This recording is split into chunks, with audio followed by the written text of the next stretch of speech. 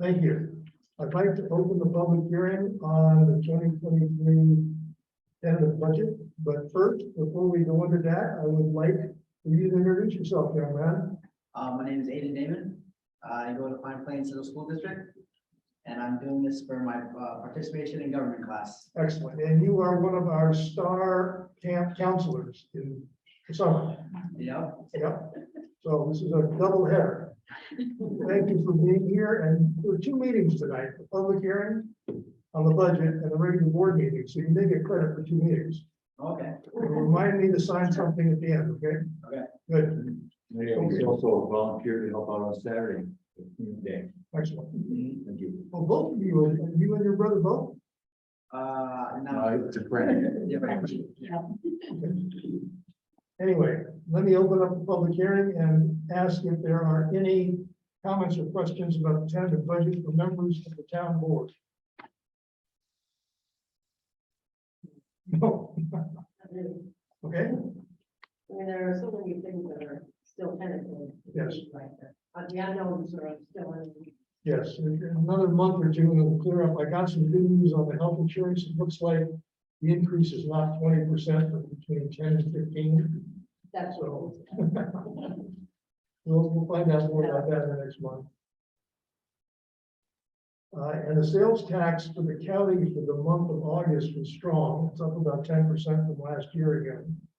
So that's good news, but the predictions are unpredictable. So we just don't know what it's going to look like next year. So, you, any comments or questions? No questions here. Public thing, have some. Okay, David? The only comment I would have is, you know, I can keep saying that I think we should do a tax break for people. Okay. I think that's something we could afford to do, and maybe we should do, Okay. especially this year with like heating and everything, it's gonna be for everything. Any comments or questions? No. Monica or Jim? Okay, Aiden, do you have any questions or comments about the budget? There's No. a copy, by the way, of the budget on that round table. And the overview and all the documents that we're going to be dealing with in the board meeting are there too, if you want to take those with you. And study them. There will be a test. Okay, is there anybody on Zoom? Anybody on Zoom have any questions or comments about the tentative budget?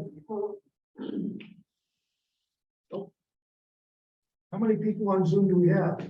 Fine. Five. We used to have more people than that in person. Oh, that's better thought. Yeah, that's true. We might get another couple. Okay, so no further comments or questions about the tentative budget from members of the public, from members of the board, and from people on Zoom. So I would appreciate a motion to close the public hearing on the tentative budget. Thank you, Amy. Is there a second? Second, thank you. All in favor? Aye. Okay, the tentative hearing on the public hearing on the tentative budget is closed. Thank you all very much.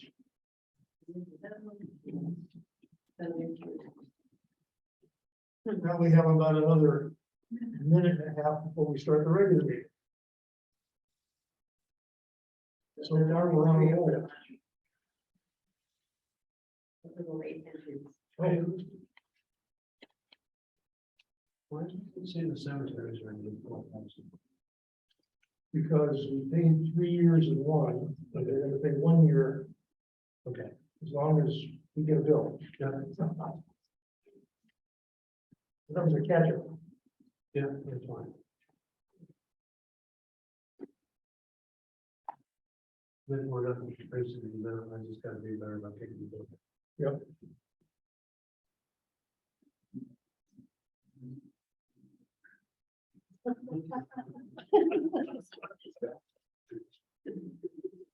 What's the water cooler? Just kind of a burp, I guess. The water cooler. Yeah. Spin it, huh? Okay, so we need one more signature on this. But Amy needs to sign that. Can I sign these too? Okay. Okay, welcome. It is 7 o'clock. I would like to call the September board meeting of the Anklam Town Board to order. Please join me to salute to the flag. I pledge allegiance to the flag of the United States of America and to the republic for which it stands, one nation, under God, indivisible, with liberty and justice for all. Well, thank you all for being here tonight. We have an interesting agenda. First, I would like to ask if there are any items on the agenda that town board members need to recuse themselves from. I will take silence as a no. First item is the minutes from August. Everybody had a chance to look at them. Any comments or questions? If not, could I get a motion to approve as presented, please? Thank you. Here a second. Bonnie, thank you. All in favor? Aye. Carried. Second item, committee for respectful behavior. Anything to report? Yes, absolutely. I'm sorry, okay? Yes, yeah, we've had a wonderful committee. I'd like to say that first, and we've had 2 meetings thus far. The second meeting was held on Tuesday evening. And we're making quite a lot of progress. All of the members of the committee have the appropriate background to give advice, and you know, we're just astounded at how well we together. And yeah, and we just kind of we're in the process of reviewing and redrafting some of the items in the draft proposal, and we're moving along very well. Good. Yeah, so a couple of things that we are having questions about. Well, first of all, we decided we want to have our next meeting hopefully with Jack Lindsay there too, so that we can figure out if there's overlap with the ethics law and then with the handbook as well. So we're not going to be messing up. So we wanted to be really clear on that. And also with, there was a lot of concern on the board about the investigation part. And the committee feels like they're nervous about that too. Yep. Because it's a very serious thing. And so they're suggesting maybe that they could do some training about that, because there are trainings for investigation. And maybe it's something they're looking into, see, you know, they want to be really sure they can handle what might come and how we do that, and if and when a third party would be needed in a attorney or whatever, because of the state concerns about investigation. So that we've been talking about that. The other thing we kind of need to know is, am I getting ahead of you? How is the training budgeted for if and when that happens? And I don't know how is the state mandated training paid for? Yeah, the harassment training we pay for. Yeah. And but when you come up with a proposal for training, we will review it, understand the costs and the value, and allocate money. And would we need a budget? Or how would that If work? you're ready to propose a budget, we can consider it. We know we're not ready with that, Okay. but I'm just, they're kind of wondering like, well, where would it fit in the budget? When would we need to have that? We have enough fund balance so that when they're ready to propose a budget, we can fund it through the fund balance. Okay, So, it doesn't have to be a specific line or, you know, I mean, some committees have like. specific- yeah, those are the committees that have been around long enough to have said we need $1,000 next year and we put it in. We'll be able to fund whatever the committee proposes that the board approves out of our fund balance. There's money there. Okay, I just, you know, we just want to kind of do it all right. Yeah. No one is looking. Yeah, well, in addition to all of that, that Bonnie mentioned, we're also working on the process, but the process needs to be very well defined. Mhm. For hearing complaints and the adjudicating complaints. So that's part of what we're working on now as well. We did appoint a chairperson. Oh, good. Jacqueline Ryan is the Okay. chairperson. And she is well qualified. She has years of experience in this field. And has already provided a lot of guidance. So she's taking the charge. We're invited to that. She's also drafted up, this memo. She was going to come this evening, but she got a severe case of laryngitis. And she can't speak. So she was going to present some ideas to the board tonight, but we asked her instead to just draft up a note for them to circulate to the board. And it talks about the research that the committee is doing into different groups that do training. We've advised them that they have to they'll be required to get through bids on any training that is proposed. Is that true? Well, it depends on how much the training is. If it's a small amount, Oh, okay. yeah, the three bids is for contracts over $35,000. Oh, okay. So I don't think we're gonna want to do that. No, the number that they put in here typically is 15,000, and that's probably on the upper end of where we need to be, but we just didn't want to go lower. And that's based on what they're hearing from the different groups that are being contacted. Yeah, it's a good idea for them to solicit proposals Yeah. from three different firms. Yeah. They don't need a formal request for before the process. But they should get- Yeah, and there's companies that they say will come in and make presentations to us, so we can have some questions. And the intent is to have not just the town board, but all of the committees and the people that are working with the town. So, We're kind of working off of, a latest recommendation. yeah. Basically, I think what is supposed to be going to, research and figure out what kind of things we might offer or need and figure. Is that kind of something they're talking about doing yearly or? That one, I'm thinking about Not necessarily, I don't know what this, it depends. Just wonderful. I mean, we're already doing the 1 year, so this wouldn't, well, hopefully people will be receptive to it. Yeah, they're probably, the sexual harassment training, we generally run through 40 people. And it costs us about $1,500. It's like 4 or 5 sessions at $300 a session. I don't know how this is being priced, but. Well, I don't think they really have any yet, because Yeah. a lot of these companies, like Bill Walters did this as a career, and he worked with bigger companies, with hundreds Yeah. of people. Yeah. Some of them don't want to deal with smaller, and there's all these different ways you can do it. Right. I think, Zoom or in person or. They're really- Yeah, classroom or even. Anyway, there's so many different things, and it's not just sexual harassment training, it's all kinds of Yeah. things that we choose. Varsity leadership, whatever. Yep. But that's kind of where we are now. Yeah, and it would be modularized, so we could select and. Yeah.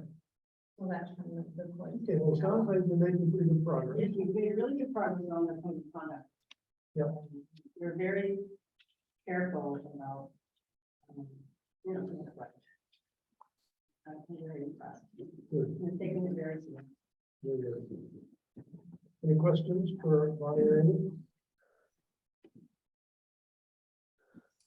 Anything else, David? We talked about this, going to be saving this money. But at that rate, if we do that yearly, it's not going to save us money. In the long run, I will say that's on legal. I don't think we paid 15,000 for it. Just, it is what it is. We spent 50,000 on it. Well, I think the 15,000 is a placeholder for what. Yeah, that would be over the whole. Yeah. It might be, we will decide, the board. We're gonna come up with some recommendations. Okay, sounds good. Is there anybody on Zoom who has any questions about this for Bonnie or Amy? No. No? Okay, thank you very much. Aiden, do you have any questions about this? No. Yeah. No? Okay. Next item, SIC updates, the pavilion, the water study, the housing task force, and the garage solar. You'll be pleased to know I got the water survey. So this is out and about. I haven't got it yet. Well, I got this today, so you'll probably be getting it very soon. James Kennedy, are you on Zoom? I certainly am, sir. Would you like to say a few words about where you are with the water study? Not much more to report other than the postcard went out last week. The water survey mailed Tuesday. So yes, of course, you all got it today. I have placed sort of a poster, small formatted poster of the information in the little store in the post office in case people didn't get the memo, but I'm sure they did. And hopefully Carol Fossetti and Bob Wilcox and a group of others, we're planning to give it to the September 30th deadline date for completion. And then we'll probably knock on doors throughout the hamlet the first week of October, just to make sure that people, but we're hoping that people and are urging that people will do it online. Because that'll help us enormously. Good, thank you. And that's about it. Thank you. Thank you very much. Any questions for James? Anybody on Zoom have any questions for James about the water study? Aiden, do you have any questions about the water study? I'll just say, that with that housing survey, most people filled it out online. There weren't that many actual returns in mail. Okay, great. Bonnie, you want to update us on housing? Anything new? Yes, we've had our tri-town meeting a few weeks ago, and Steve Barrett attended, and it was good. I think we're really making some progress. Dave and I had another meeting, and at some point I want to talk to you more about this part, but with a gentleman in Salisbury who manages one of the funds for housing, and they have multiple funds, some of them have millions of dollars, but he is involved in managing in this one, and he kind of gave us an insight into what you can do with the money if the SIC should decide that's the recommendation. What kind of fund you can set up and what you can use it for. I think it's true in New York too that you can only use taxpayer money for CDs and money markets or treasury bills, right?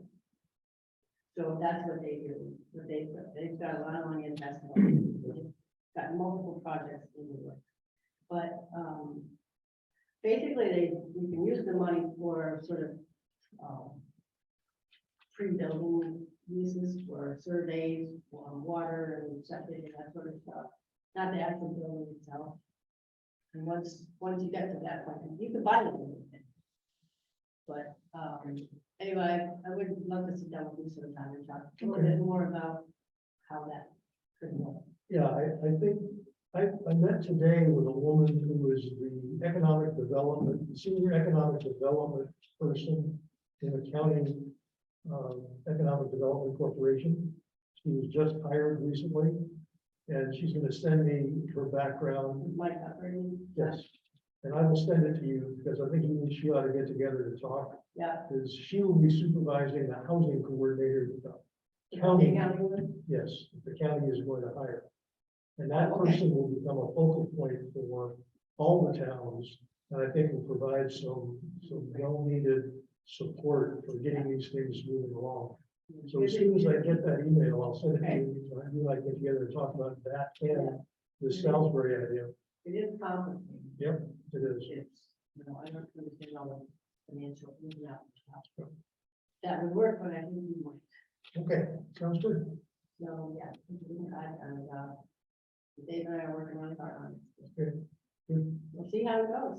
Any questions for Bonnie on housing? So the FIT committee came up with a whole list of questions that Yeah. we have now pretty much answered. If we could, we'll submit that to them for the next meeting. Okay, sounds good. Any questions for Bonnie from Aiden? Anybody on Zoom? Nope. Okay. Steve, are you there to talk pavilion? He's not. She is not. Okay, I know that Steve had a meeting. Wait, we have one question. What? One question. Okay. Unmute whoever's talking there.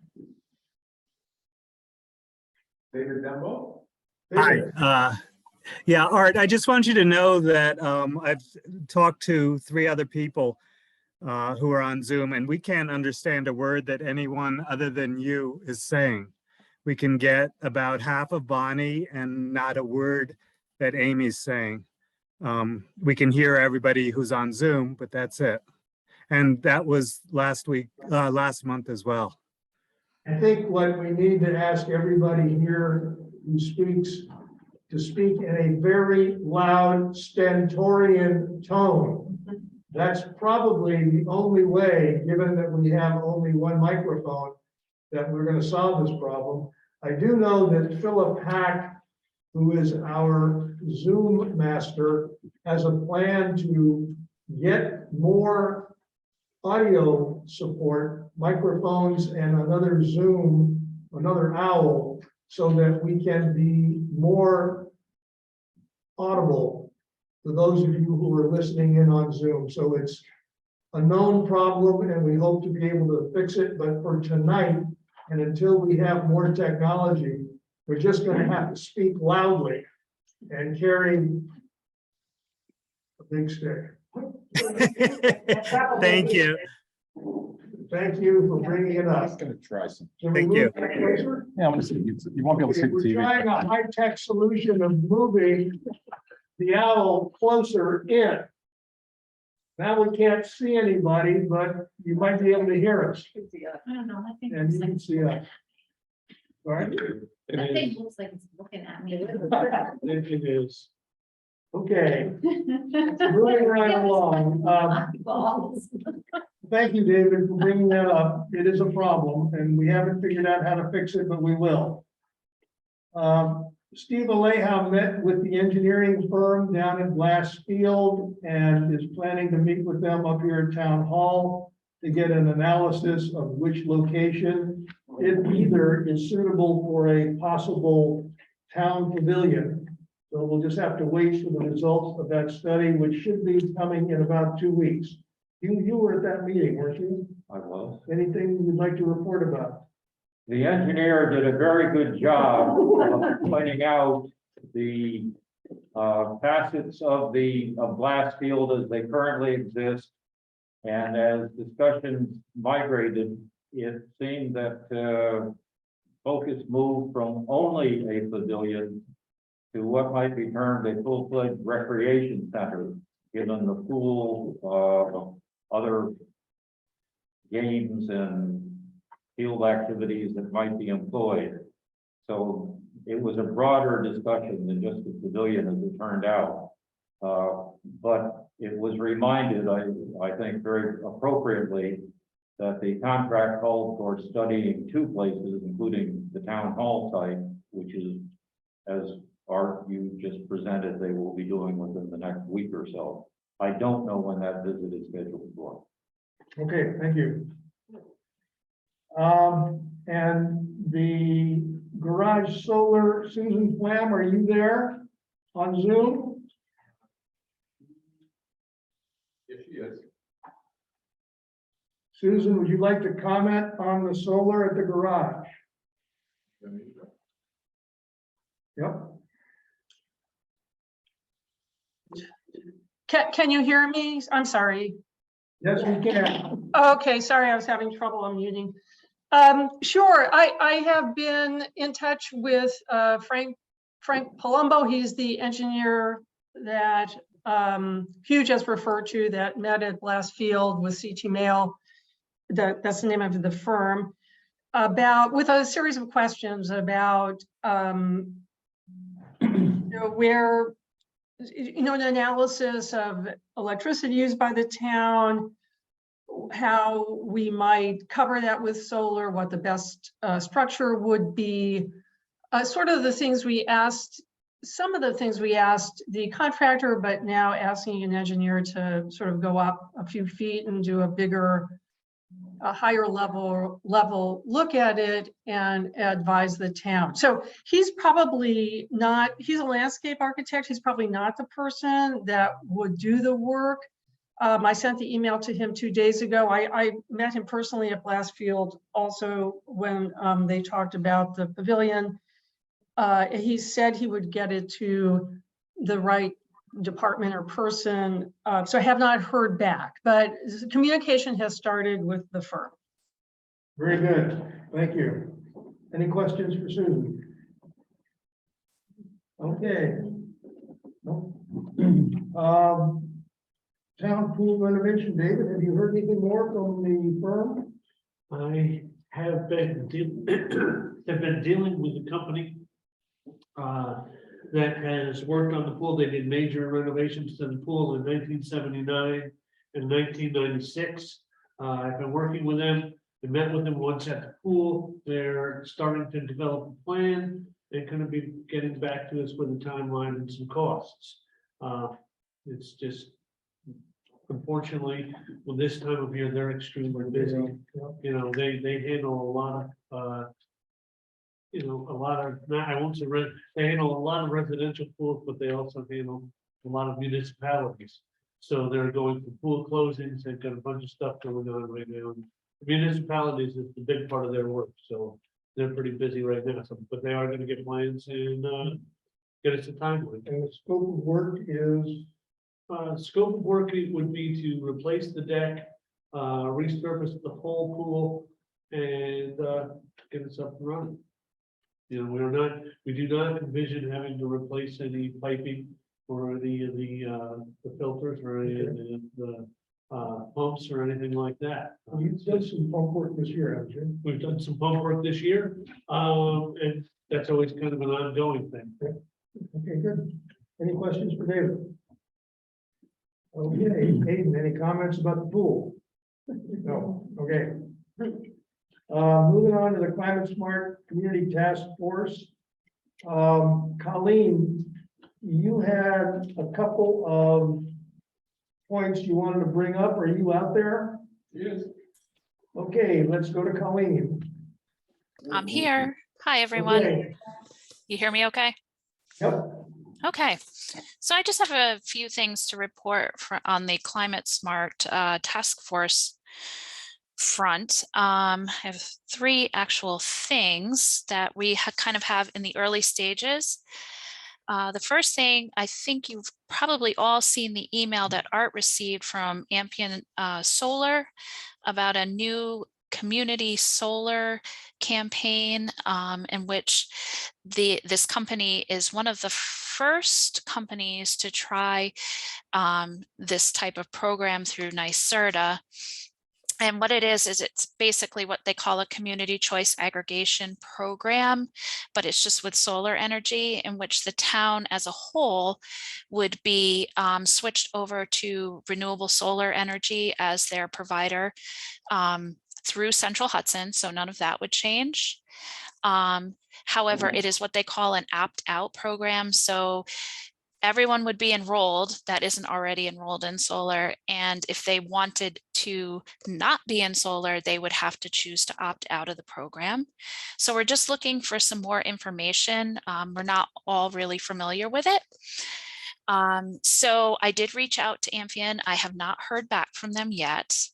And I also reached out to a representative that Haley Bancroft from Capital District Regional Planning Commission had suggested for me to reach out to, just to get some more information to make a more educated decision or find out if this really is something for Ancrum. And his name is Jeff Domansky. I believe we've worked with him before, and he is available to come to the October 20th board meeting to just give a quick overview of what this type of program is, because it's fairly new to NYSERDA as far as it being a solar campaign. So the second thing, Colleen, does he want to come in person, or would he be comfortable doing it via Zoom to save him the travel? well, so he said he would do either or, but he's in Beacon, so I said Zoom probably would be better for him. So my guess is he'll probably just do it through Zoom. Okay, that would be good, because then people at home can hear him. Exactly. Good point. Good point. Didn't even think of that.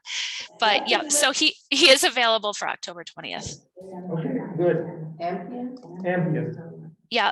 And I have some more information to send to the board. I just didn't want to hit you with everything at once without at least speaking about it first. So in between the actual presentation, I will send you more information about this topic.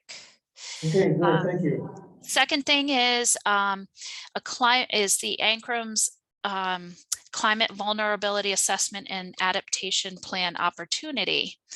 I just was on a webinar hosted by the Capital District Regional Planning Commission, in which they were letting the municipalities of Columbia County know that they had received grant funding from the DEC to prepare a climate vulnerability assessment and adaptation planning for Columbia County. And I believe it was August 22nd, the Columbia County Board of Supervisors signed a resolution to engage in this process. So in addition to the county assessment, CDRPC, or Capital District Region Planning Commission, has opened up the opportunity to the municipalities, so towns and villages within Columbia County, in which they will produce the same document, but tailored more to our community needs.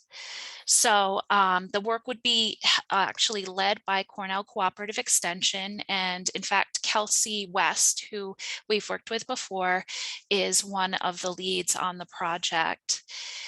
Just to give you a quick an insight into what a vulnerability assessment is, it's an assessment that involves identifying, analyzing, and kind of prioritizing the effects of climate change, climate hazards and risks, such as flooding, heat stress, and drought. And the goal of doing an assessment is to actually eventually work to create a climate action plan for your community. So that is something that's a very collaborative process between all different entities within the community, in which it creates, not only highlights the issues that we perceive will be a problem in the future and how we're going to handle them. They're regulatory documents, they're guidance documents, not regulatory documents, but they can be used just to strengthen zoning laws. How we can become involved is we would have to establish which committee would be best to lead the project.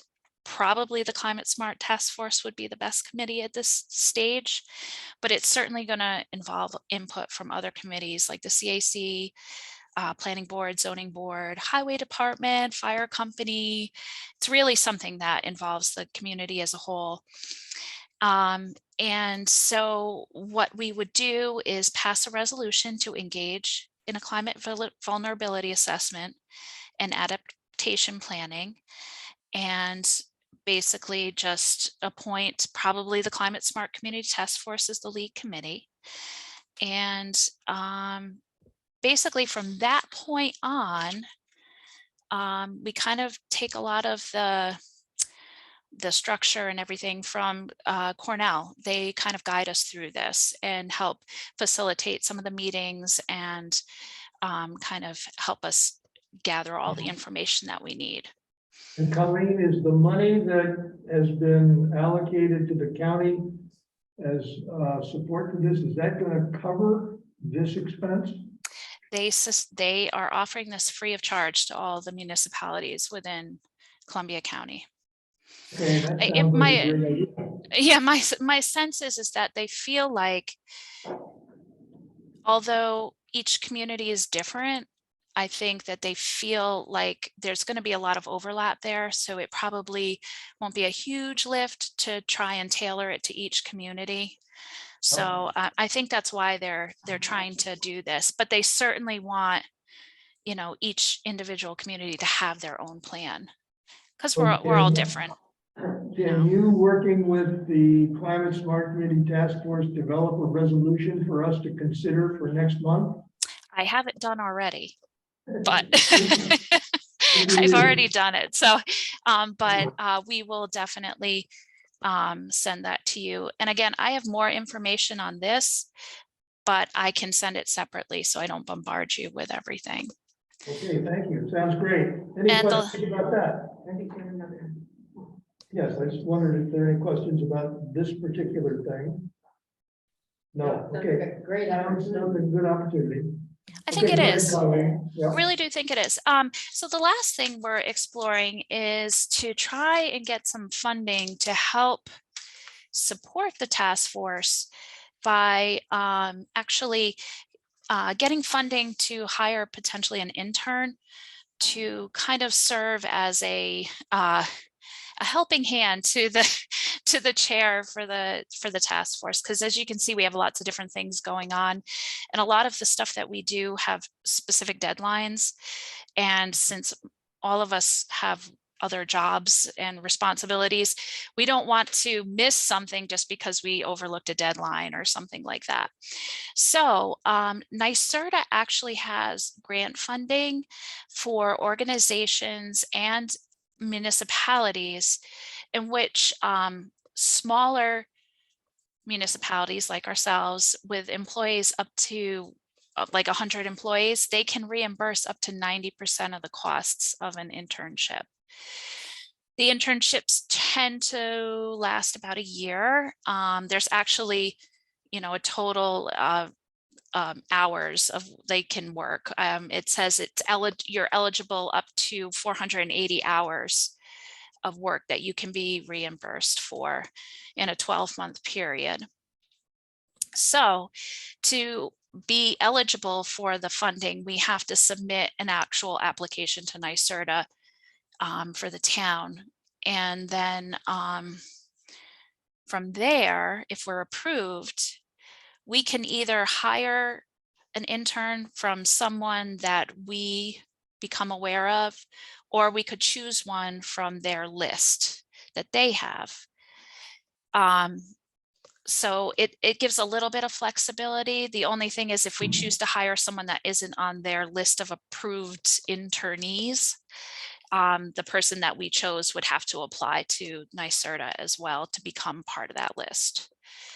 But at least it does give us flexibility to really kind of choose who we would want as an intern. Sounds terrific. Yeah, I think it's something that we definitely need to look into, especially if we can get reimbursed for the costs. What do you need the town board to do to help move that along, or have you already filled out that application? I haven't filled out the application yet, but I may have some some more specific questions as I get into the application. But would it be helpful for the town board to make a motion to support this so that you have the permission to go ahead and move as fast as you think you should? I think that, yeah, that sounds fine. If you would like to do that, that would make it more official, and then I would feel more comfortable going ahead and starting to do the application. Okay, that sounds like a good thing to do. I'd like to make a motion that the board approves the idea of hiring an intern to support the Climate Smart Community Task Force through NYSERDA and authorizes Colleen and her colleagues on the Climate Smart Community Task Force to take whatever actions are necessary to move that process along as quickly as possible. Is there a second for that? Amy, thank you. Roll call vote.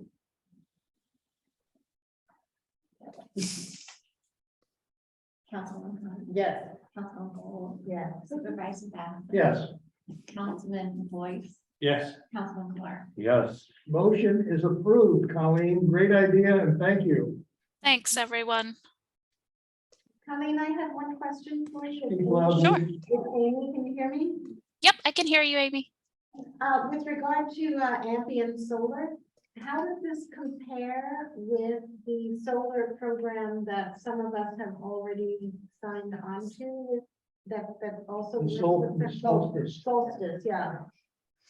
So I'm still kind of trying to figure that out. I did reach out to Amphion. I have not heard back from them because I'd like more specifics about the program. We just kind of got an overview, you know, hey, let's try this, contact us, but I haven't heard back from them. So I can't answer you that yet, but hopefully by, or you know, at least by next month, I would be able to give you some sort of like comparison to each program to see what the differences are. I mean, the major difference is that the Solarize campaign that we ran with Solstice was an opt-in type of program. This type, the Amphion program, is what they call an opt-out. So that means that, you know, basically regardless of, you know, the people that are within Solstice, my feeling is, without officially knowing, is that nothing would change for those that are in Solstice. Like they are already within that thing. But people that didn't sign up for Solstice, or, you know, for whatever reason, they would automatically be changed to a solar providing energy company through Central Hudson, and would need to opt out of the program if they did not want to have solar as their energy generation. Well, Colleen, I think the Solstice program advertises a 10% reduction in your electric bill. Yes, Does Amphion also offer that kind of savings? I do not know yet, because I really want them to send me, you know, very specific information, because my question is, how does it benefit the people of Ankrum? Besides the fact that of the environmental benefits of the fact that you're reducing the emissions, but what is the other, are there other benefits, you know, and compare the two programs? Okay, thank you very much.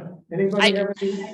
Go ahead. By no means do I feel like this is a quick and easy decision to make at all. I just think we need to have more information before we can really make a good decision. Makes sense. Thank you. Any questions for Colleen about any of this? Aiden, any questions? Anybody on Zoom have any questions? Okay. Colleen and Susan Flam, do you guys have anything to report on the transition of chairwoman for Climate Smart, or is it too early to talk about that? Colleen, should I offer a little response? Sure, absolutely. Okay, so, and tell me if I've got any of this wrong, but I will be stepping down sometime this fall. I will, I've organized one more meeting so we can talk about the transition. At the moment, Colleen has just generously and wonderfully offered to be the interim co-chair, which is a great weight off me and probably a lot of people to know that the work of the committee can go forward. And we were looking for another co-chair or possibly a permanent chair if Colleen feels she can't keep up with the demands of chairing it. And we're in conversation with one person. He'll come to the committee meeting and I think then make a decision. I think it'll be really helpful to have the intern, and hopefully all those pieces will fall into place to accommodate a transition. And Colleen, if you have stuff to add, please do. Sounds pretty good. That's very encouraging. Susan, thank you. Colleen, thank you. We have one more item under the Climate Smart agenda, and that is the New York Climate Action Council Scoping Plan Resolution, which is part of your resolution package. I think Susan, Arterian, are you there? No. No, okay, Susan circulated this, Jamie and, Susan Flam, Jamie Curtin from CAC and Susan Flam both commented that their groups support this, CAC does and Climate Smart does. Susan had added a paragraph, and Hugh Clark has added a paragraph, and he was asked a couple of questions related to some of the resolves in this document. Do you want to talk a little bit about your questions? First of all, let's get a couple of basic points straight. Climate change is real. The need to combat it is legitimate. And the actions in the plan, as I see them from reading through it a couple of times, or at least scanning it, are for the most part legitimate. I am not questioning any of that. What does concern me just a bit is that it would seem to me that not only achieving the ends of the plan, the reduction in fossil fuels and all the rest are seriously important, but to a degree, how they are attained is almost equally important. And in that regard, my concern was that there appears to be little in the plan that addresses local control of potential actions. There is a great deal in the plan, I will readily acknowledge, that talks in terms of consumer and community decision-making being key, and preserving culture and tradition, ensuring that transition plans and policies and programs reflect and respect local wisdoms, cultures, etc. Although much of that appears to apply to indigenous Native American nations. There are lots of points of language of that sort in the plan. What I don't see is the sort of somewhat equality where the communities that are directly affected have a significant voice in creating the plan or in enacting the plan. And so I wonder whether our support really accomplishes anything without bringing those points forward. I'm equally interested in the fact that why do we need to convey this resolution at this time when the public hearing on these occurred in April and May, and public comment period, as I understand it, closed in June. So it would appear that the horse is already in the barn or out of it, depending on your point of view. So again, my concern is about the degree to that local communities actually have a voice in this. Susan Arterian mentioned the fact that the Office of Renewable Energy Siting has been exercising its power in Copay to overrule local zoning laws there. And she went on to say that home rule should be subordinated to the goal of meeting the requirements to reach the state's energy goals. And that means more industrial scale solar in places where communities would not want it to be. She is precisely right. That is the concern. And if we have in the community of Ankrum such angst as we see over, for example, simply one project such as Iron Scar, that a number of residents see as overly intrusive in the community, then is not this somewhere within the same ballpark, albeit for noble ends? So I raise those concerns, both in terms of perhaps we ought to mention to them that home rule ought to have some attention paid to it. But even if we do, is there a need for a resolution at this point? Given that the public comment period is over and this is due to come out first of the year. As to the other points that Art alluded to, as I mentioned in my note, they're not showstoppers, but there are language things in here. How much of a burden is an undue burden, as they refer to it? I don't expect to see that in the plan, to be sure. The plan is a plan. It is not a detailed statement, although it goes in considerable detail. And determine the effects on farmers, on agriculture, open space. The insertion that Susan was making refers to well-managed, healthy soils and related regenerative land use practices on private properties and gardens.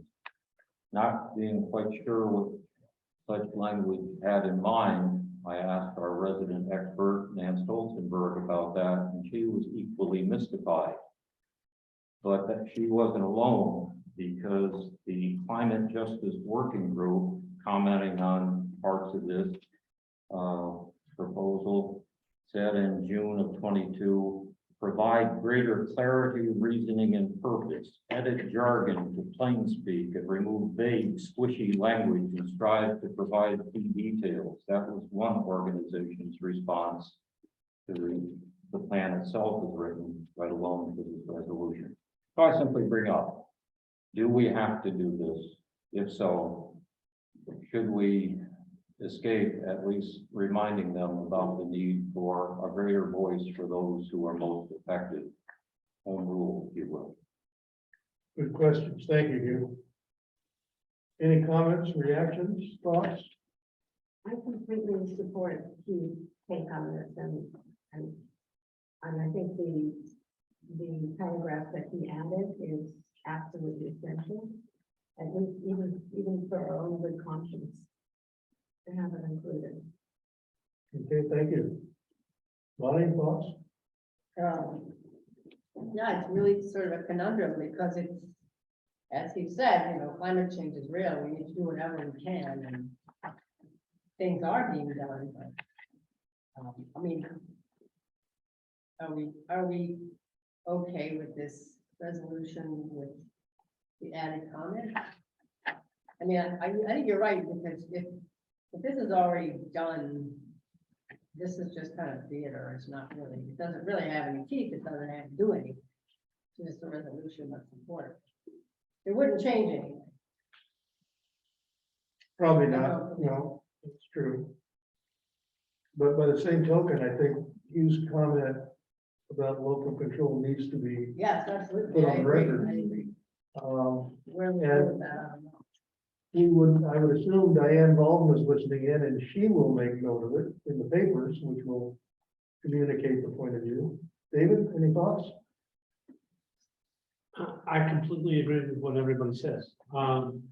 Obviously, climate change is here and we can't say that it isn't. I don't see the need to make a resolution about a plan that isn't even in place yet. I think we should wait till the plan's out there. He was completely correct about this, and we need to have more say on what's going on ourselves. Well, how do we get Hugh's point on the record? I'm not quite sure about that. It would seem there are a couple of options. One is we go ahead and convey the resolution with my proposal in it, Yep. sends a message back, even though, as I said, and I do echo, the timing is delayed. That's probably the cleanest thing to do. I could see potentially writing a letter to the task force or the action committee and including that as a point in the letter. I don't know how that stands in the hierarchy. Waiting until the plan is actually formally adopted on the 1st of January or thereabouts appears to be responding to something that's already in place and having minimal effect on it. So, But by the same token, adopting this resolution with your addition does no harm. does no harm. And it does communicate the need for local participation and control. And if we don't adopt this and circulate it. By the time the plan comes out in January, it will be way too late to have Right, influenced anybody. right. So, given all that, I would be inclined to adopt the resolution with these paragraph items. And then ask Susan or Susan Arterian or Susan Flam or Colleen, whoever is communicating with this group, to send a Monica certified version of the revised resolution. Perhaps even eliminating undo.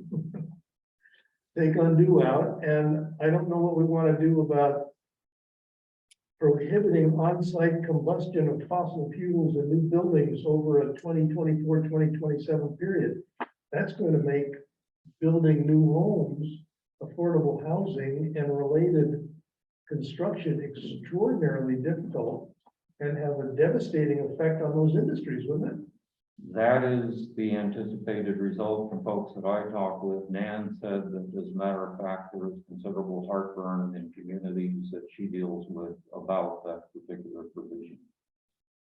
Yeah, I think Hugh's suggestion that maybe we send a letter, stating our concerns rather than just supporting the resolution as it is. It's unfortunate that the public comment period is already closed, but I think some of it is hard to support, just the section that you're just talking about. yeah. Well, I would be inclined to recommend that we accept the resolution and write a cover letter that says, we really are concerned about this and this and this. We're gonna do both. Yeah, and then circulate it broadly and find out who we need to send it to and just make it happen. That's the vote for it. Is that okay? Good with me, yeah. Colleen and Susan Flam and Susan Arterian, do you guys have any thoughts on this at this point? Yep, Susan does. Are they there? Yes. Yeah, I have a couple thoughts. I get it. And Hugh, your points are all well taken. But just a little background as to timing. You're right, the comment period is closed. And yes, this or something like it should become final in January. I think towns were asked to support the draft plan in anticipation of opposition to it, not because of the local control issue, but because generally I think there's concerns from the fossil fuel industry. So just to support the legislature in Albany and as they need to pass legislation to further the goals of the Climate Act. That sets those very ambitious deadlines to become reliant only on clean energy. So that's sort of the timing. Hugh's analysis, I think, is exactly right. The plan does not does not anticipate more local control.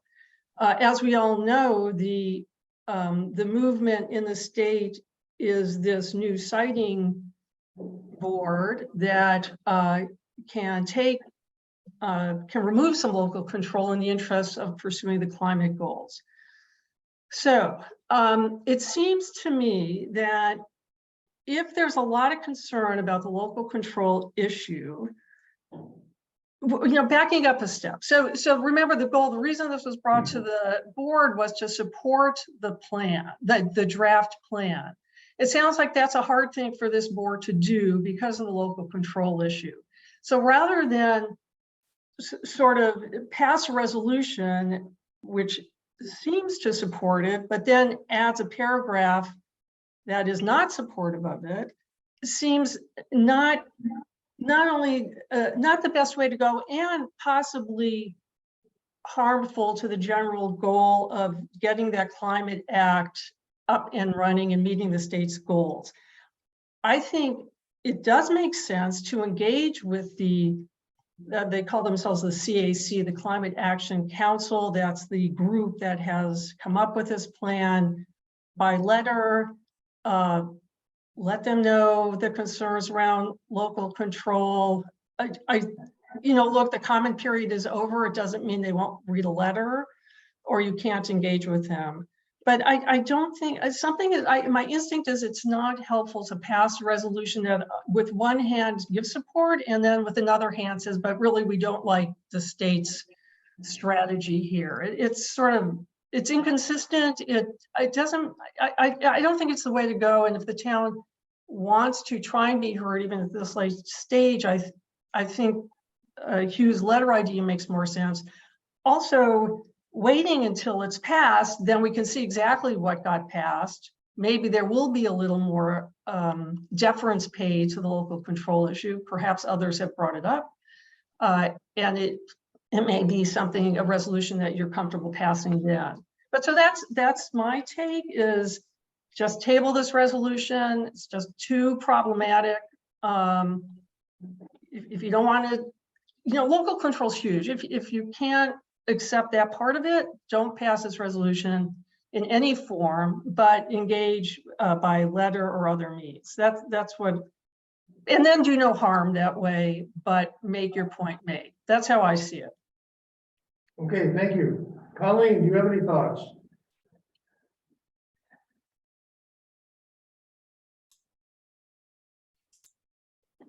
Oh, okay. I tend to agree with Susan. If you're not comfortable with signing it, you shouldn't sign it. And that absolutely sends a message that there is something that you are uncomfortable with. And all of Hugh's points were very well taken and understood.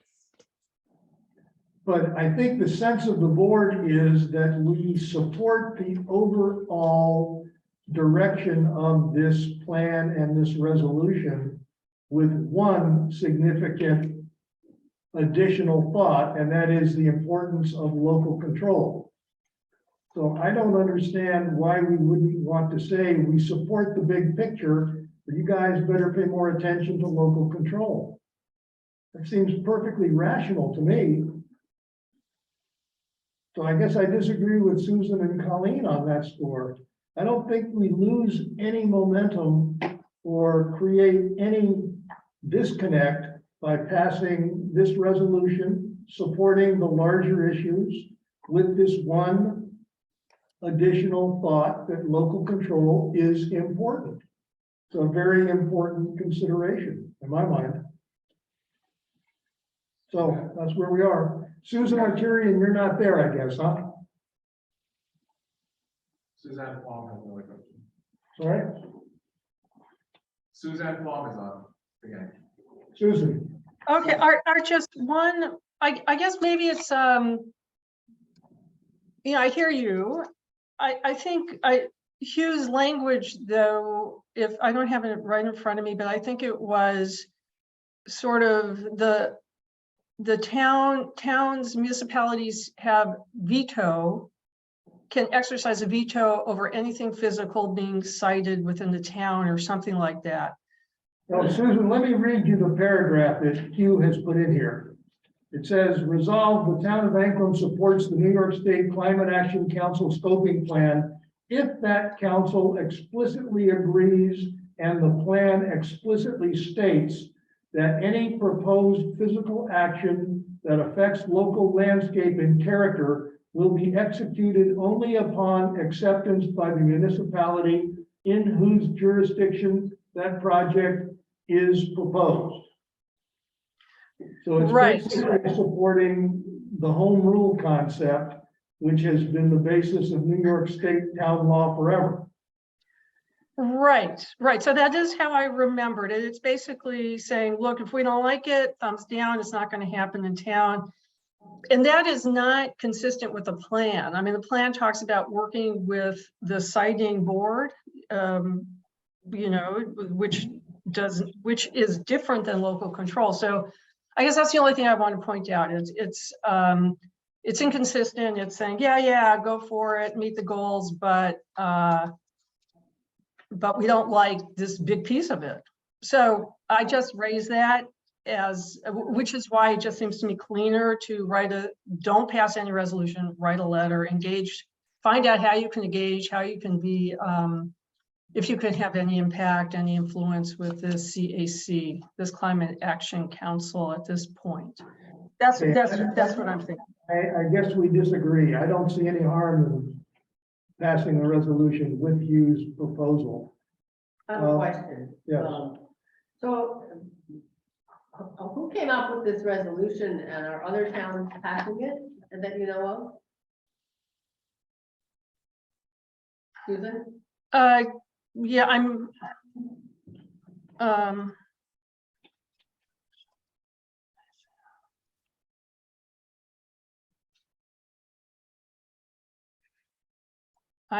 muted. We can hear you. I'm muted. Oh, I think I'm muted. No. No, Oh, I okay. can hear you. Oh, okay, yeah, a couple of towns in Lebanon is one. A couple of towns have passed it. The resolution, I think there were. Let's see, Art, you were also on that presentation. Is Jen Metzger, former legislator who might be on the climate action? I think she is on the Climate Action Council. She's the one who asked that towns adopt the resolution. I don't have that in front of me, all the names of the towns, but a handful have adopted it. We don't know if they've adopted it as presented or as they've modified it. So, okay, Colleen, any thoughts? Any further thoughts before we consider this for adoption or not?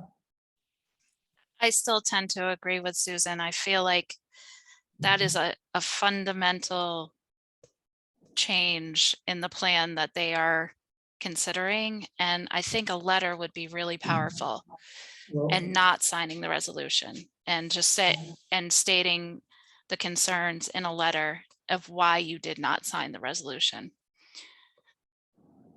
So Colleen, are you saying we should send a letter expressing our concerns, or are you saying other than that? I was confused by your response. I think she said we should send a letter, but not adopt a resolution. Okay. So, good discussion. Aiden, any thoughts? Jay? Anybody on Zoom have any thoughts before the town board considers this? No. Okay, so the issue is whether we pass the resolution as presented. And the only way we're going to find out is for me to make a motion that we adopt the resolution as presented and see what the roll call vote says. Understanding that. How about if somebody else makes another motion? Which is, I make a motion, we send a letter stating our concerns and not vote on the resolution. We table the resolution until a further date, a later date. okay, I withdraw my motion, we'll go with David's motion. I would second that. Okay, roll call vote.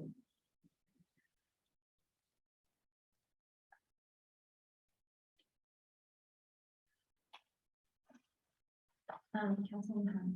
Yes. Councilman Gold. Yeah. Supervisor Benson. Yes. Councilman Boyce. Yes. Councilman Clark. Yes. And your names are all in front of you there. Okay, so we have decided not to adopt this resolution, but to draft a letter. Table the rest. I also make a motion that Q drafts the letter.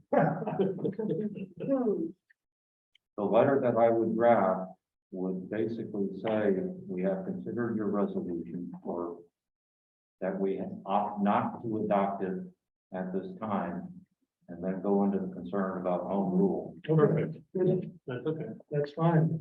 Okay, Colleen and Susan, thank you very much. The board agrees with you.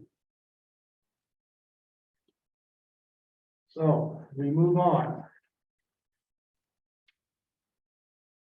Next item on the agenda. The Treasury Investment Program with KeyBank and Bank of Greene County. Any of you who've been looking at your email recently have been bombarded with a series of email from FAC members concerning investing the town's surplus fund balance in short-term treasury bills. I have two resolutions here for the town board to consider. One is to open a brokerage account with KeyBank. The other is to open a brokerage account with Greene County. And the resolution on Greene County has one slight change. Instead of Bank of Greene County, the name of the organization is Green Investment Services.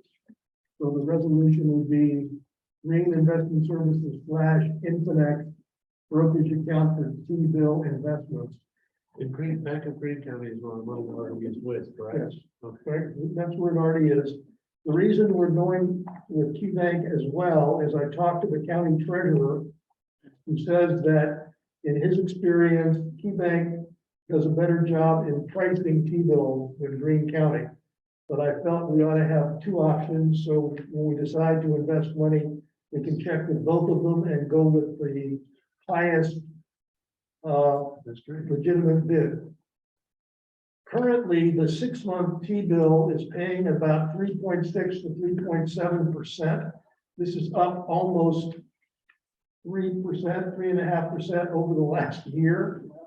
And we can invest any amount we want for 3 months, 6 months, a year, and basically earn $30,000 to $40,000 more on our money than we're getting now at Bank of Greene County, which is paying us about 10 basis points in the money market account. So I would recommend that we approve this proposal to open these brokerage accounts. And if we do, the organizational resolutions, which I think I've circulated, already allow us to invest in treasury bills when the yields are more attractive significantly than our money market account yields. So if we approve these two resolutions tonight, it would be my intention next week to work with these two banks, and Mr. Clark and I will be talking with them together to make an initial 6-month investment of $500,000. And basically then see how that evolves over the next few months. We can make another $500,000 investment toward the beginning of next year when we receive our $700,000 and some odd thousand tax receipts. And then basically have $500,000 that rolls back over next spring in time for Jim to spend the money on highway. So if we approve this, we will now have the flexibility to invest in 3.5% money for a 6-month period of time. So any questions or comments about that before? we So move what would ahead? the long-term result be? I mean, if you're gonna do 6 months, see how it goes and then roll them over or not, until we need the money to be liquid. Yes. The idea would be to continue to invest in treasury bills as long as the yields on treasury bills are substantially higher than money market accounts, Way higher. way higher. It's just fiscally responsible. Yes.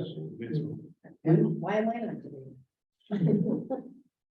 No problem with that concept. One question of ignorance.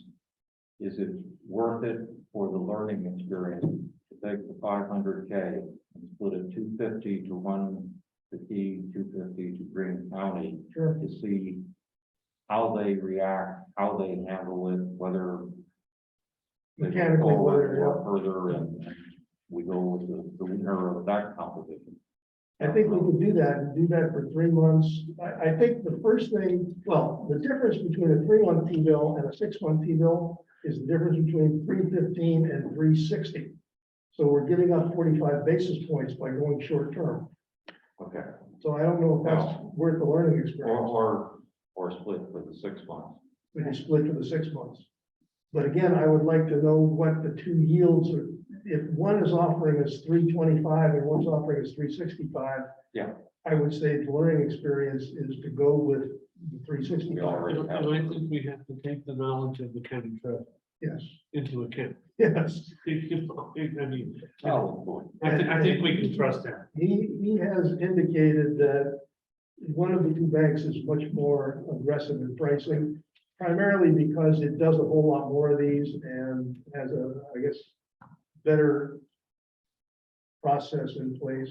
But I think we need to find out for ourselves what the bids are when we finally get these things sorted out. And we can, you and I are going to make this decision jointly. So we will sort that out when we learn what the numbers are. Did you say, Art, that the county's doing this? Yes, How much do they invest, you know, or how long? 10 million. How fiscally responsible are they? They're quite good. I They know for a come- while, Columbia County wasn't in great shape, but I don't know if they are. That was 10 years ago. In the last 5 years, I think the fund balance has grown to like 20 or $30 million. And they are very aggressive in managing their money. PJ has done a wonderful job. Yeah. So the proposal is that the town board authorizes the town supervisor to open brokerage accounts and any necessary additional accounts for the town with Key Bank to allow the town to buy treasury bills, to increase the return on the fund balance. And further, that Supervisor Bathman and Deputy Supervisor Clark shall be authorized signers on these accounts, and they may act independently to buy or sell investments. Same exact wording for the green investment services and Infinex program for the Bank of Greene County. So I would appreciate a motion to approve both of those resolutions to allow the town to invest in treasuries. I make a motion that we approve both of those. Thank you, David. Is there a second? Amy, thank you very much. Roll call vote, please.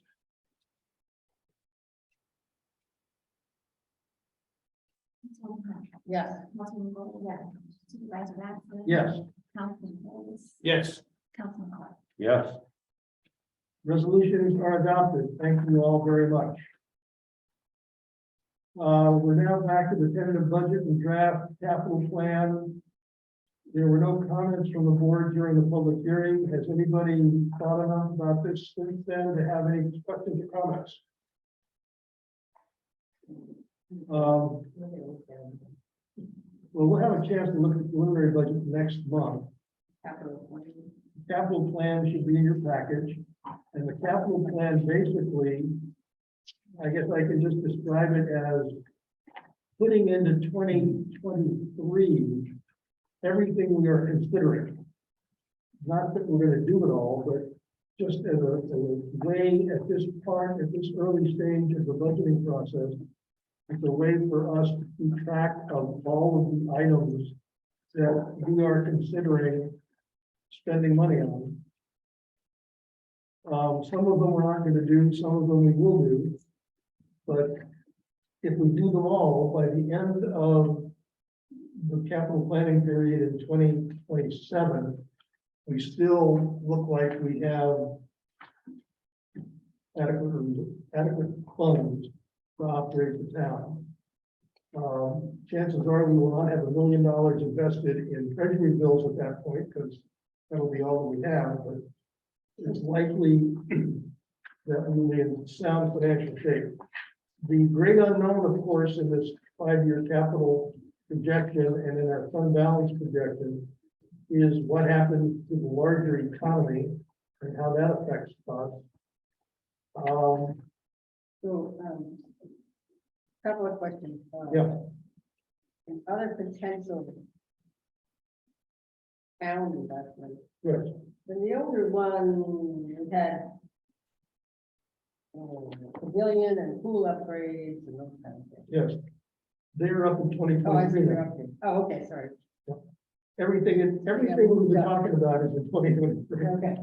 Okay. Yeah, okay, so everything's there. Yep.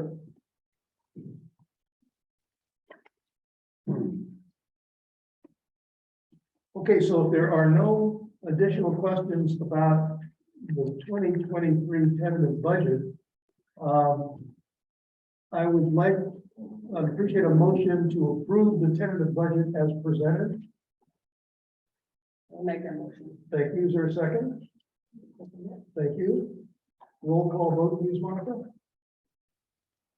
It's telling me tonight. got a few this time. Councilman Clark, Aye.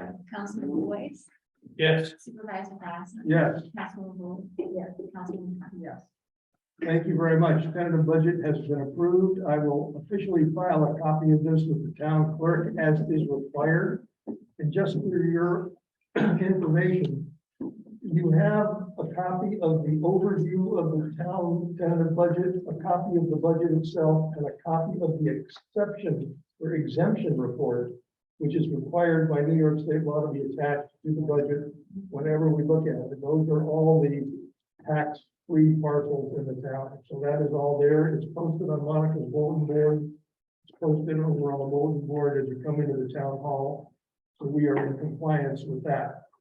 I would now like to propose that we approve a resolution announcing the preliminary budget public hearing to be held prior to the October town board meeting at 6:55. And the language is in front of you, and it proposes, in addition to the salary increases that we have projected in the tentative budget that will be carried forward to the preliminary budget of 5% roughly across the board. It proposes that if by the end of the year, there continues to be inflation in the 9–10% range, that we consider in December a one-time 5% inflation adjustment for all staff that would be paid in 2023, including elected officials. Now, I've checked with the Association of Towns, and as long as this is disclosed in the preliminary budget public hearing, we are entitled to do this next year without a local law. So we will have to make a decision. You know what that number would look like? Yeah, about $25,000. We've got about a $500,000 payroll. And that would not be recurring. That would just be a one-shot deal based on year-end 2022 salaries. And that would be with taxes taken out and all that. Yes, Do we call it a bonus? yes. Because it'll be a physical one-time payment. It's an adjustment. It's not a bonus, but I would call it an inflation adjustment Okay, based on the fact that we're giving 5% increases in a 10% environment of inflation. So that's the issue for the board to consider tonight, whether we want to include that language in the budget public hearing notice so that we pass the test of disclosing this so that we don't need a local law to adjust. whether or not we decide to do it. I was gonna say, it doesn't hurt us to include. Correct, because we don't have to do it. We decided to Yeah, say we just have it. if something happens and inflation takes a nosedive and is back to 7%, we can say, okay, we don't need to do this. You know, but as long as it's in there, we are covered if we decide we want to do it for elections. Well, and it also gives the public a chance to weigh in on it at the hearing. Correct. Correct. Can, if you put that in, using the example you just said, Mhm. if inflation were to go down, say to 7 or 8% like that, can you then, instead of doing 5%, say do 2.5%? Yeah, I'm you could. just You could, wondering. yes, sure. Okay. We could change the language, say up to 5%. Up to, yeah. Yeah, but see, then I think there's no reason not to Okay. do that. We'll make that change. The other change that when I talked to the Association of Towns attorney, she said we had to make it crystal clear that this is going to be paid in the 2023 year in the 2023 budget. Okay, great. So, yep. So I'm going to proposing that we change the language in the middle here that says the decision will be made at the December 2022 town board meeting to be paid in 2023 as part of the 2023 budget and eliminate funded from town 2022 fund balance. You can just put it from town's fund balance, just as the date on it. Right? Yes, that's exactly. Well, actually, it's going to be from the budget because we'll allocate the money in the budget. Okay. So make that change the language, a one-time non-recurring inflation adjustment payment of up to 5%. We're gonna get a question mark in a minute. I'm just gonna- Okay, About this. so that would be the changes made to that particular resolution.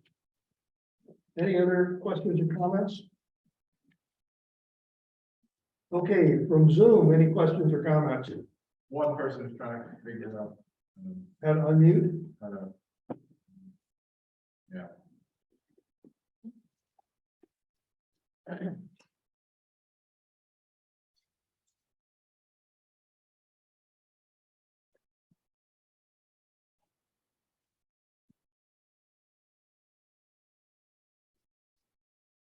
Who do you have who's trying to get in? Libby McKee.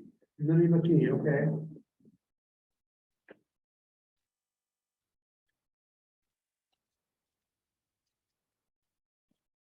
Well, while we're waiting for Libby, why don't we hold this, not vote on this, because you don't want to comment on it. Let me just move down to the town supervisor comments. August financials, normal, based on where we were. Anybody have any questions about the August financials? The multi-jurisdictional hazard mitigation plan, have you guys heard anything from David Harrison or his colleagues? No, okay, I'll contact them again. Quick update on the reval. I was talking with Renee, he's gotten back about 20% of the data mailers. They are making the changes for the property records. GAR Associates, which is the consulting firm that the county has retained to do the valuation, is building a model based on sales data and property data to produce new valuations for the properties, which should be done by the end of the year. And the plan will be to circulate that information to property owners in the first quarter.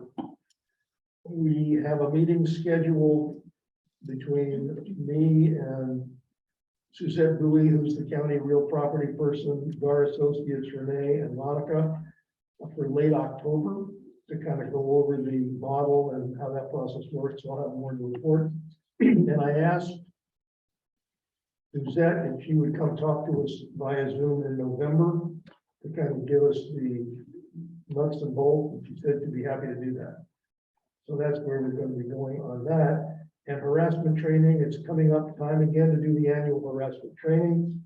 We will schedule stuff late in October, early November, as we did last year. We'll probably have 4 or 5 sessions. We'll do it in person, assuming that COVID allows that. It was an evening session last time. I believe 6 o'clock or something like that. I don't remember. Right now, It was, because I can't do any of those Saturday mornings. The ones that you put out there so far, I won't be able to. yeah, we've got, I guess I've scheduled morning sessions, Wednesdays and Saturdays. I think we ought to do an evening session. So Yeah, we can do that.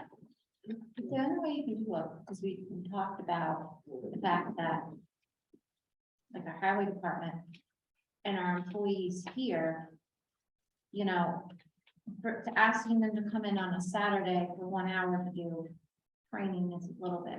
We've got a Wednesday schedule. So if we do a Wednesday, if you do a Saturday, and you do a night, probably gonna hit everyone. You know. Okay. Also, because we had a big group of them. Okay. Bunch of our volunteers there. And I'm also going to try to get a video version of this thing so that we can do this remotely. People can do it individually and then fill out a test to prove that they took the course. well, there should be an interactive. Yeah. Well, we'll see what we can get. The county may have something like that that we can tap into. I know my association usually does it. They didn't this year, so I'll have to take ours, but they usually do it during our town coaches association convention. Do you guys do it at yours? You don't? You know. Okay, but I will get more information about that out to everybody and we'll finalize that. Hopefully by the middle of October, towards the end of October, early November. Libby McKee, are you there with us? She's having problems unmuting her microphone, but her question is, where would the funds for the one-time adjustment come from? From the town's fund balance, which is monies that the town has in reserve that will not add to the tax burden for 2023. General. General fund, yeah.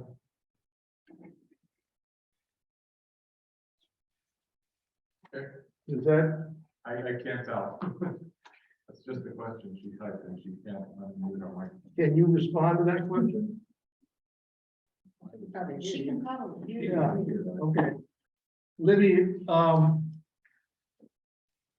if you have any other questions, give me a call tomorrow and we can talk about it by phone. Okay, with that, let me go back to the preliminary budget public hearing. I'd like to request a motion to approve the preliminary budget public hearing with the changes we discussed earlier. Make the motion. Thank you, David. Is there a second? Thank you, Hugh. All in favor? Roll call vote, please. I'm gonna get a shirt with that on it, roll call vote. Councilman Clark, Yes. Councilman Boyd, Yes. Supervisor Bass. Yes, Councilman Gold, yeah, Councilman Clark, yes. resolution is adopted. Thank you very much. Monica, I'll get you a clean copy of that, so. Yeah, I was gonna ask if you Yep. want to clean up any of them, because a couple of them we've made a few changes. Yes, well, I'll clean up number 4 as well. Okay, and then the last resolution before we go on to comments from town board members is the water survey. This is a resolution approving the water survey at a cost not to exceed $3,000. Make a motion to approve that, please. Motion. Thank you. Motion and second? Yeah. All in favor? Aye. Okay. So before we go on to town board member comments, Aiden, any questions or comments so far? No, and taking careful notes? Yeah. Jay, any comments? Anybody on Zoom have any questions or comments? I have, Okay, I have a question, yes, if you're still on your report. So, in the past, you used to give reports on what's happening at the county a little bit more. yeah, And I just want to bring up one thing that there was a bunch of emails today about some resolutions at the last meeting. A resolution having to do with the gun law and with the farmer issue, yes, and that a lot of people abstained from the vote. yes. Can you explain that? I just want to understand. Yeah, no, that's a very good question. There were 2 resolutions presented by the county on Friday. We got them, we looked at them early this week, Monday, Tuesday. One was a resolution opposing lowering the overtime hours for farm workers from 60 to 40 over the next 10 years. And the other one was objecting to the recent New York State gun laws as being unconstitutional. The concern that some of us had was that these 2 resolutions were being railroaded through without due process. They went to a committee meeting 15 minutes before the board meeting that, was not publicly noticed. And they wanted us to approve these things with 0 time to research it. The resolution on gun laws was inaccurate in certain respects based on the information that I got on the internet. And the farm overtime was very poorly articulated. Now that one, we managed to negotiate in session to modify that resolution so that everybody agreed to it. Both sides thought that the changes were okay. The state hasn't decided that yet. No, Okay, that's still. which was the urgency, why they wanted to do something. The gun law thing, there was no reason for urgency. No. And we basically, that was a party line vote that, people didn't abstain from that one. I'm sorry, people did abstain from that one based on the argument that we hadn't had enough time to understand this thing. So that was what was going on. Okay. And there should be, I suspect there will be an article in the paper about that at some point. But this all just, was a process problem. And on the one side, the farm overtime worked out well. On the gun side, it was just, the Second Amendment versus, hey, let's understand what's really going on. On the farm law, what was the resolution in support of which side? Well, what the resolution said is that we support looking into this and figuring out a more equitable way to pay farmers. That's So a that tough was- one. Yeah, it's a tough one. We just didn't have a whole lot of time, but instead of saying we support the law or we don't support the law, the board basically said, hey, we need to do more work on this and come up with a recommendation for the state to consider, because what's on the table, the way it is not adequate in their judgment. Somebody thought these two things were a good idea. Get Yeah. on the table right away. Yes, just to get them, I think they thought they could just get them through quickly and that would be that. That happened. But that was the board of supervisors. But is it also true that the town of Stuyvesant actually passed the gun repeal? I think they did, yes. That's what I understand, they passed it and they're asking other towns Yes, to follow. and that's where it came from. Oh, okay. That's where it came from, for the county. Okay, I just, it was, some people were upset by it, and some emails going around, and I just wanted to hear from you what happened because you were there. And then, like the what's going on at the company. Pretty chaotic. Okay, And they've got the housing task force in place now, and no, no, it's still going. they're gonna hire somebody to be a housing coordinator. Yeah, and this woman that I talked to today that I'm gonna introduce you to Yeah, is gonna be the supervisor of that housing coordinator. So. Yeah, okay, okay, thank you. I appreciate it. all right. Town board member comments. Mr. Boyce. I have been getting a lot of comments, complaints, whatever, from people living in town about dogs barking. Specifically from one location, Yeah. and they say it's getting worse, not better.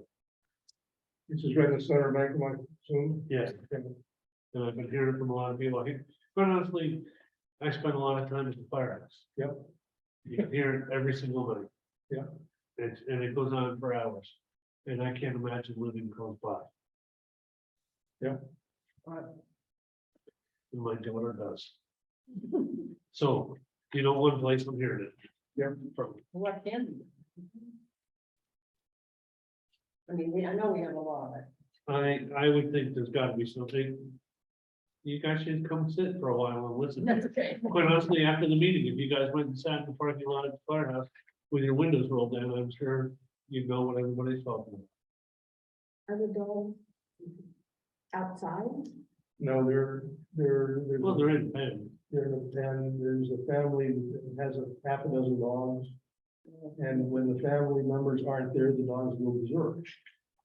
So, yeah, this is a problem When with they're this. there, they go berserk too. Sorry? So when they're there, they do it too. Oh, okay. Yeah, this is a very difficult problem. We had this problem over on Route 22 years and years ago. It's,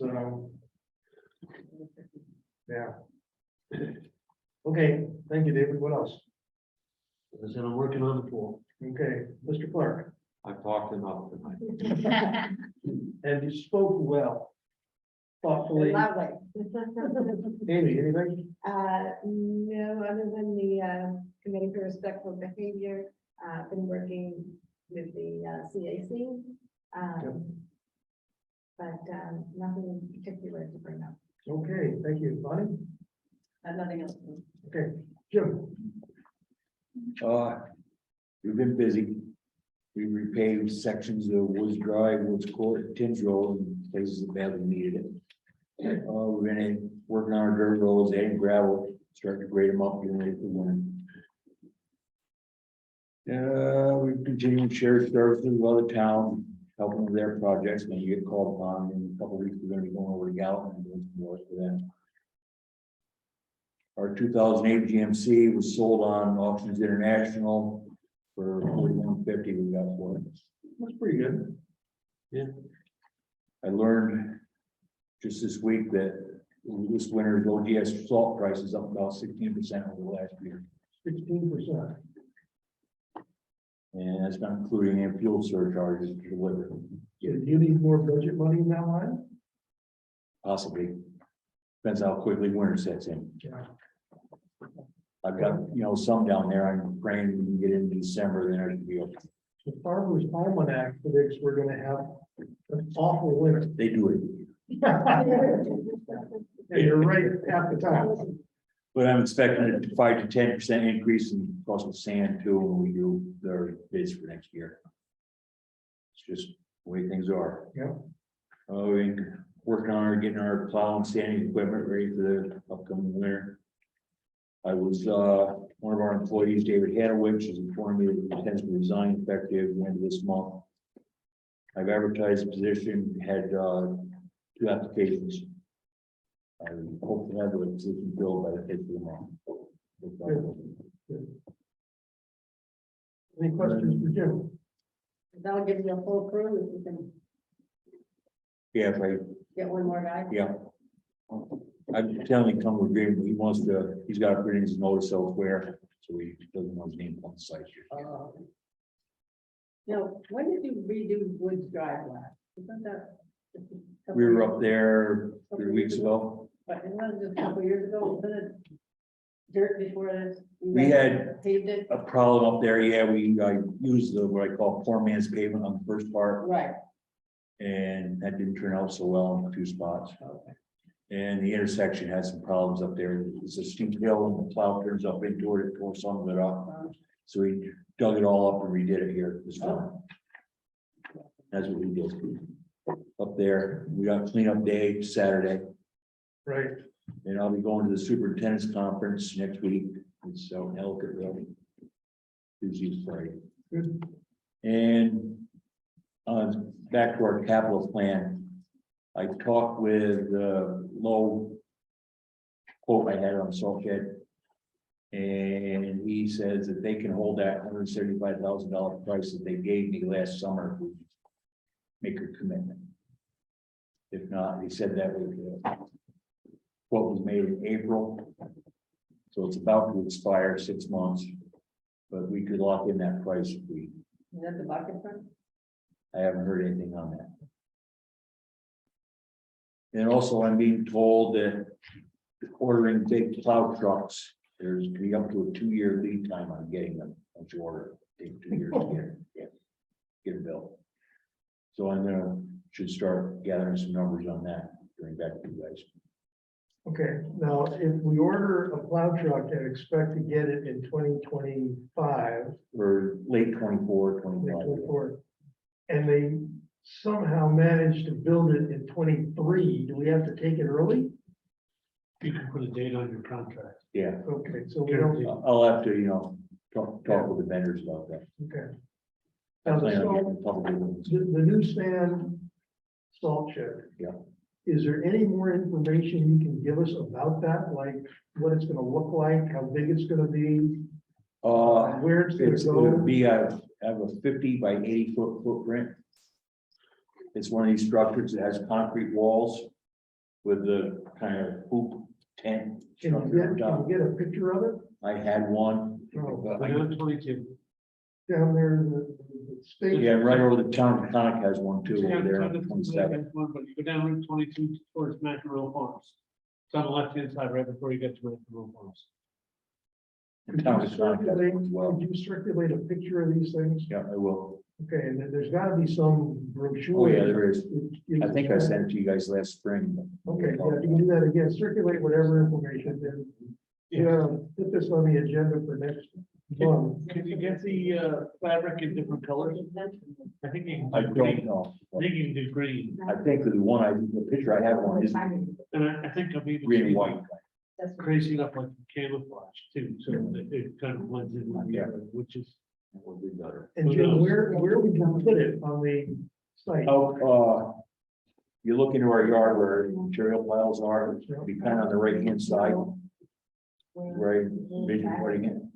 And it's gonna be visible from town It road? will be, but you'll be looking in the end of it, so it won't be, you know, as it not just was turned sideways, you'll be looking like in the end of it. Like, So if you're here's trying- our present structure, the old milk barn, and kind of like we'll put it over here like this, say we propose like this. I'm coming down Maple Lane, do I see it? You will see it, you'll see the open end of it. And I'm coming down Town Road, You will see the new building first. Has this contractor given you any idea on the time frame how quickly he They could? could do it in summer, he says. Okay, so us deciding anything sooner would not get it for you for this winter, wouldn't help you out. Okay, now this is gonna be something that is going to be where you mix your sand and salt? Yes, keep the mixed material. Okay, and you're gonna put the salt I'll in put where, because like I said before, our old place where we keep our pure salt now is very bad shape. right? And I can't put very much in it. And I will put the pure salt in where we presently keep the mixed stuff. Okay, and you'll use this thing as the mixed Yes, sand salt. yes, And you think because you're gonna be moving your sand inside, it's gonna not freeze up. yeah. And that means you're going to be able to use less salt? Theoretically, yes, I could over time probably get it reduced by 10% or better, I think. Okay, now that's gotta be a good thing to do. We already for a use. lot of reasons. Yeah, I mean, we're already using half the salt that anybody else does apparently because Jim mixes it with You know, sand. we continually have to remix it with wet sand, and as soon as you put it with wet sand, it'll dissolve some of the salt before you can put it on the road. Yeah, all right. Well, if you can just pull together the package, circulate it via email, and we'll look at it next month and Yeah. make a decision. Okay, very good. Thank you. All right. Anything else, Mr. Miller? That's enough for now. Okay, any questions from Jim? Okay, Monica? Just real quick, my office has been busy, but with little strange things that don't normally come up. It's just been kind of a weird month in that regard. I've been busy helping Renee with the revow. I just wanted to make a note, not that my mother probably wants this broadcasted. My mom is gonna be having her rotor cuff surgery done the end of September on the 29th. So that week, I'm gonna kind of be in and out because I've got to get a lot of stuff ready before she goes in to have the surgery, just so that everybody's aware. I have my father, 2 grandparents, and I'm my mother having surgery. So I'm gonna try and be here the month of October as much as possible. I might do a couple of days where I work from home to care for her. This is the first. I don't really know what's in store. I'm told it's a long recovery and I have my sister to help, but just want to make sure if somebody shows up here, one of you shows up here looking for me, I'm not just skipping out. And then the other thing has nothing to do really with the town hall.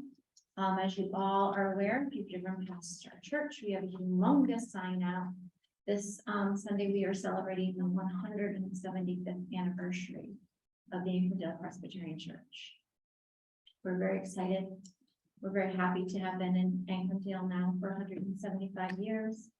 Thankful to the town for all your support through the years. And hope that anybody that wants to come at 9:30 in the morning No, it's early. We'll have a celebration church service, and then we're gonna follow it up with refreshments in our fellowship hall. I put out a lot of historical things that people can look at, and we're going to have a time where we talk about the history of the church and the hamlet, and invite people to come forward and give their memories and whatnot. Because they're not on the computer, they have no idea about this. We will also be honoring my grandparents, Avery and Irene, as the current oldest serving members. He joined in 1941, she joined in 1949, so he's been a member for 81 years. Wow. So we're happy. They don't know about it, so everybody's up their lip. Because They're on Zoom. they're on Zoom. They're on Zoom last night. Your grandmother knows everything. My grandmother knows everything. I think she's on to me because I walked into the house the other night holding the 2 candlesticks for her to polish. It's kind of looked at me. I know her. Yeah, no, but it's very exciting. I don't know if he's the longest ever serving member, but 81 years is an awful long run. Yeah. And so we're very proud of that as a family, but as a church, and very proud that we've been able to remain open for 175 years, and a lot of churches are closing. And you're doing a chicken barbecue on the 24th? 24th, we're getting low on tickets, so if anybody wants tickets, that's what Gail know, never went around on the email. And we're gonna plan for the rest of the year, and into 2023, because the cornerstone of the church was laid in 1847, and we were dedicated in 1848.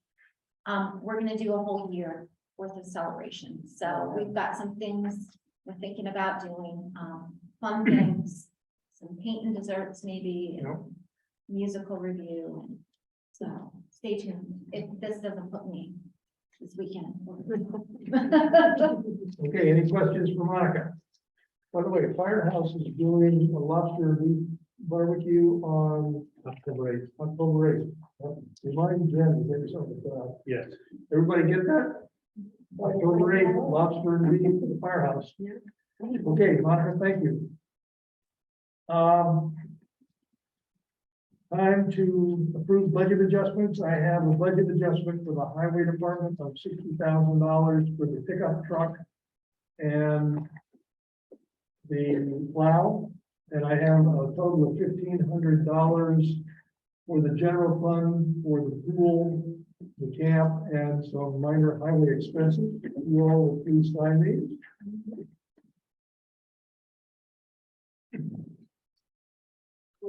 And could I now get a motion to approve the warrant and pay the bills? You didn't do the motion for the budget adjustment.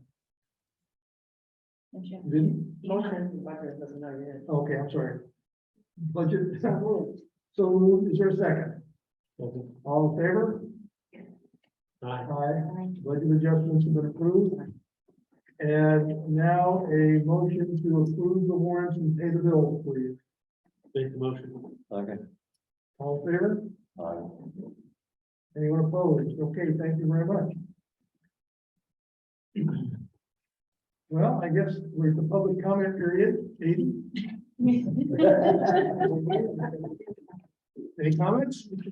Is this what you expected it to be? Yeah. Okay. Jay, any comments? Anybody on Zoom have any comments? Nope. How many people on Zoom left? Three. Okay, well, thank you all on Zoom for participating. Next board meeting will be October 20th, a preliminary budget public hearing at 6:55. And the board meeting at 7. So now could I get a motion to adjourn? Moved and seconded. All in favor? Aye. We're adjourned. We'll be on Zoom next week. Okay, let me tell you that.